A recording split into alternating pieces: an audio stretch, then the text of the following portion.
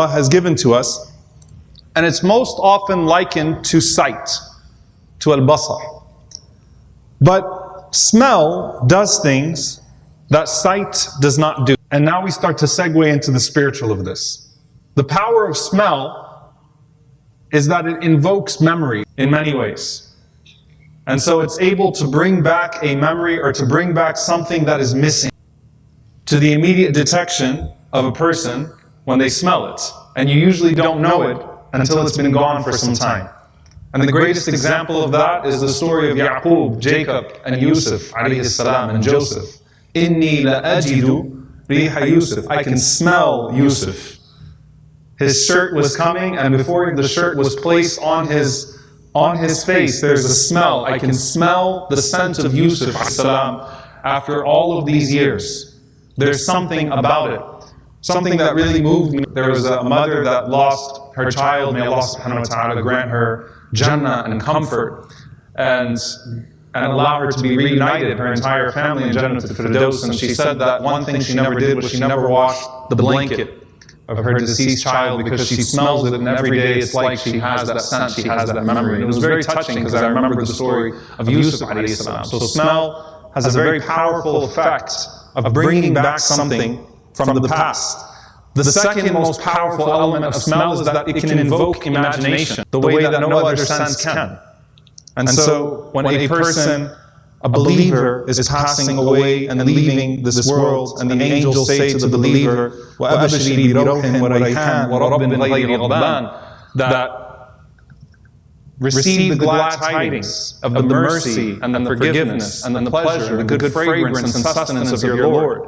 A Lord that is not angry with you, a Lord that is not displeased with you.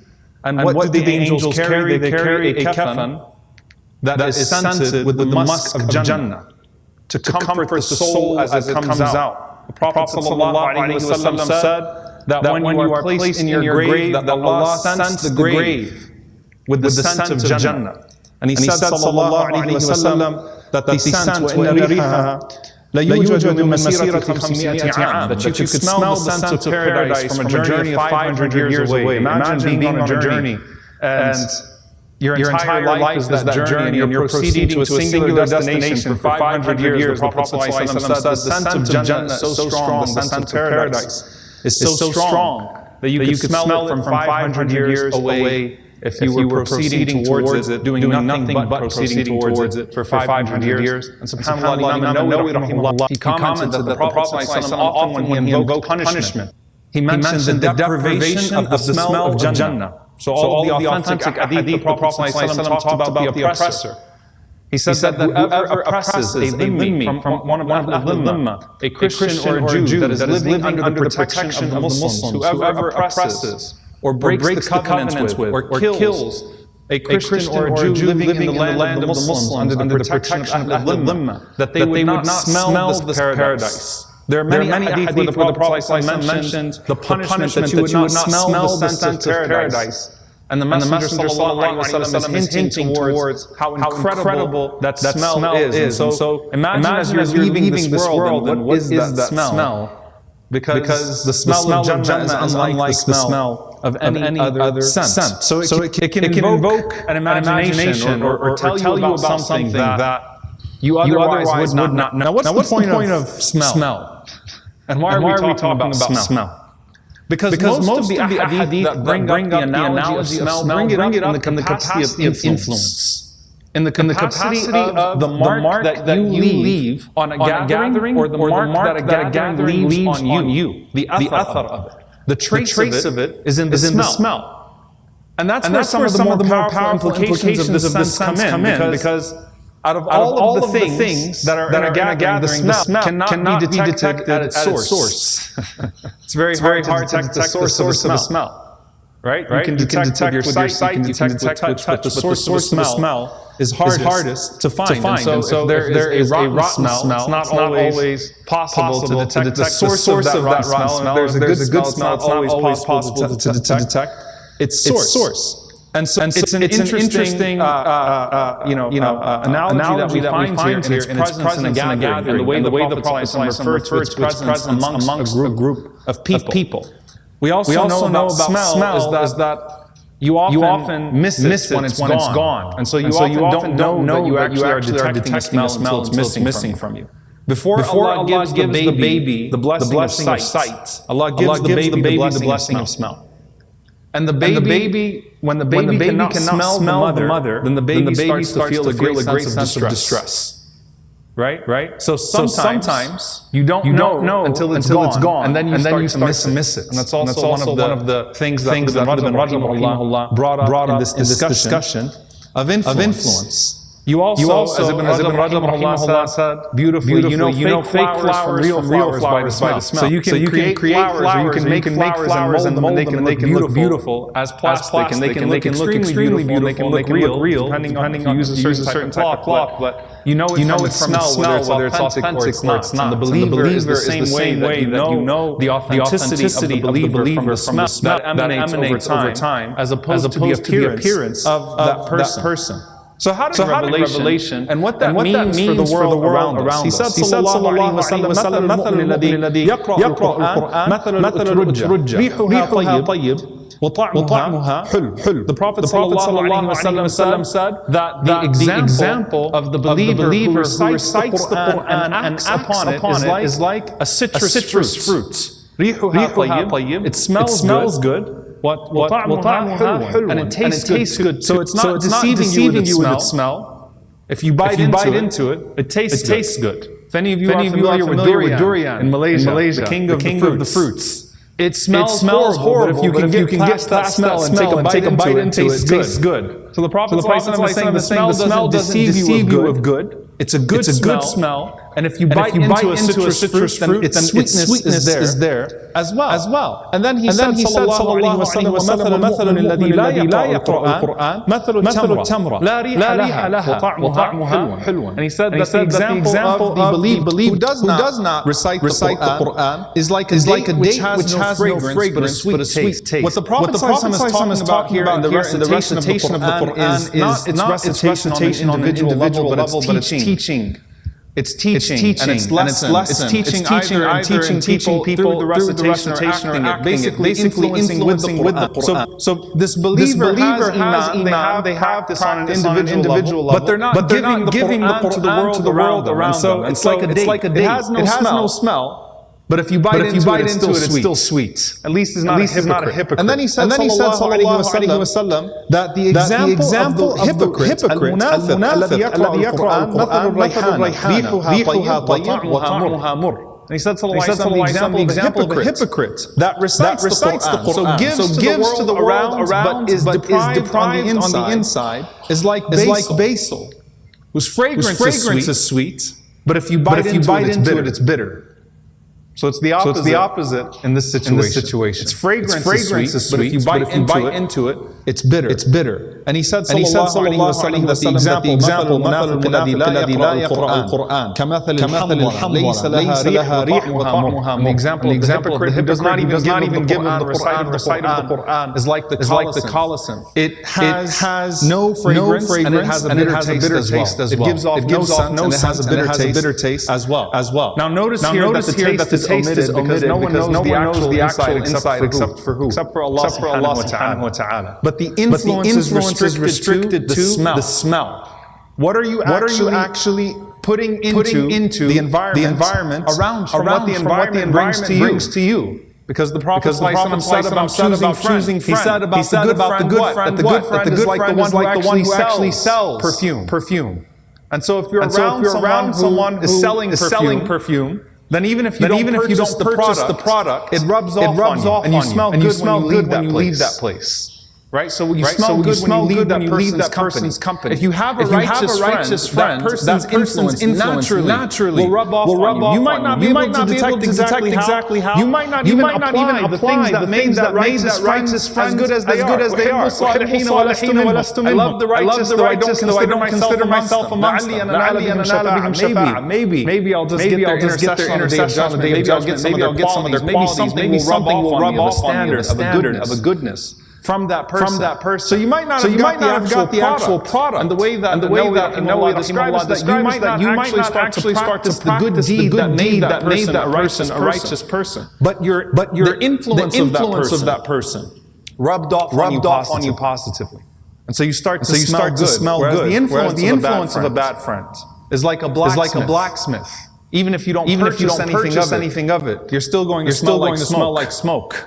And anyone that doesn't smoke, but that has friends that smoke, and that came home one day and got in trouble with their parents because their parents thought they were smoking, can tell you about this.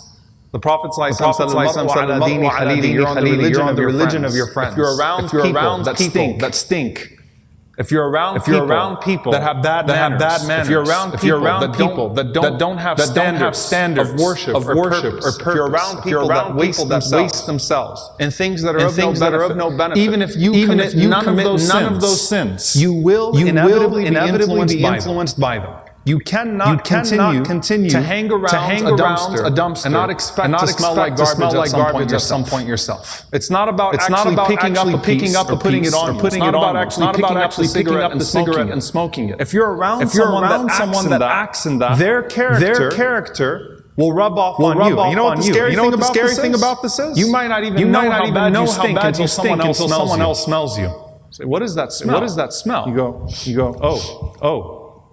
Because sometimes Ibn Qudamah said that a bad character is like a scorpion that's on your back. Someone has to point it out to you. Characteristic. Someone has to point it out to you before it bites you. But it's there, right? So you don't even know how bad you smell until you're around people that don't have that same stench.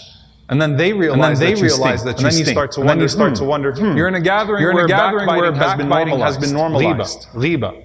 Everybody else is doing it. And then you start to hang around people that don't backbite as much, and they look at you funny when you say something about someone. And you realize you smell bad. Something's wrong. Because you've changed the environment. And so it's about how you smell, and the smell of the people that you interact with. And there can be a good sense of this as well, because there's a societal implication to this also. Omer ibn Khattab, when he saw a group of people coming from in the middle of the night, the people were wondering in Medina, who are these people traveling in the middle of the night in Iraq? So he called out to them, and he said, where are you people coming from? And they said, from a deep valley. From a deep valley. Said, where to? Said, where to? To the Kaaba. To the Kaaba. Said to the people around him, he said, these people know Quran. There's someone around them. There's the sense of Quran. They answer with something is up with these people. So he starts asking them questions about the Quran. Which ayah is the best? Which ayah was the best of the Quran? They recite ayatul kursi immediately. They all know which ayah gives most hope in the Quran. Say, oh my servants who have transgressed against themselves, do not despair of the mercy.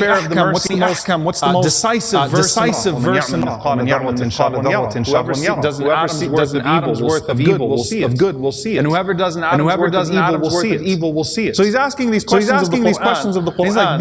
He's like, these people have an influence on them. That's there. I don't know who it is. But someone's there. And at the end of it, he goes, Ibn Mas'ud amongst you? They said, yeah, he's back here. They said, yeah, he's back here. He knew it. These people have been hanging out with an extraordinary scholar because their literacy of the Quran, the way that it naturally comes out of them, the way that it flows. Something is up with these people. Something about them. And to the point that he zoned in, I wonder if Abdullah ibn Mas'ud is amongst them. And they said, he's right back there. And Umar goes to him and embraces him and sits at his feet to absorb the Quran from Ibn Mas'ud, whose entire life is dictated by the Quran that they have. And lastly, dear brothers and sisters, on an individual level,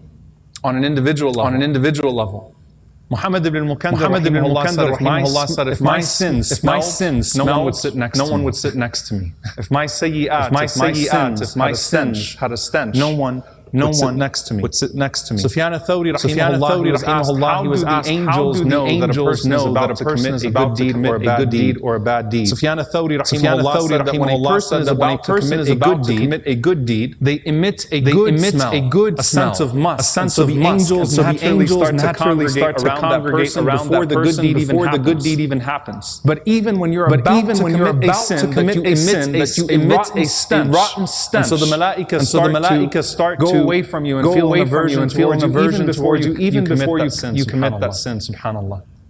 Dear brothers and sisters, if you could assign a smell to yourself, influence, what you leave in a gathering of dhikr or goodness or remembrance, beneficial action or speech, or the opposites. Do you stink? Or do you smell good? Do you rub off good on people?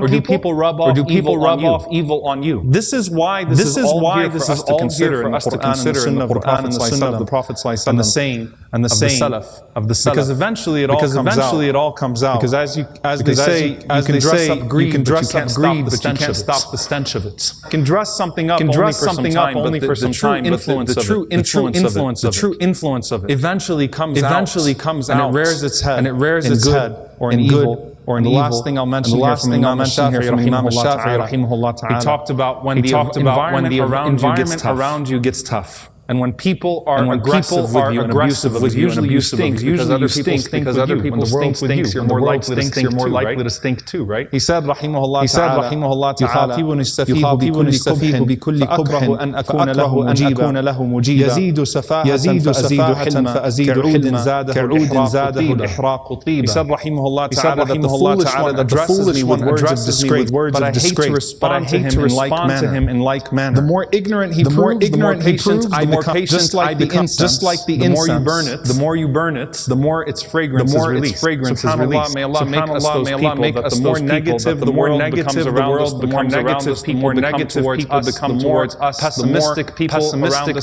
around us, the more people decline into disobedience, the more that we shine in obedience and worship and dhikr and extend ourselves in the sight of Allah subhanahu wa ta'ala. May Allah subhanahu wa ta'ala make us amongst those pure on the inside and that emit good influence on the outside, that bring goodness and good smells to our homes, to our communities, wherever we may be, and may Allah protect us from being rotten, or putting a stench in our homes, or a stench in our communities, or influencing people in evil, being influenced in evil.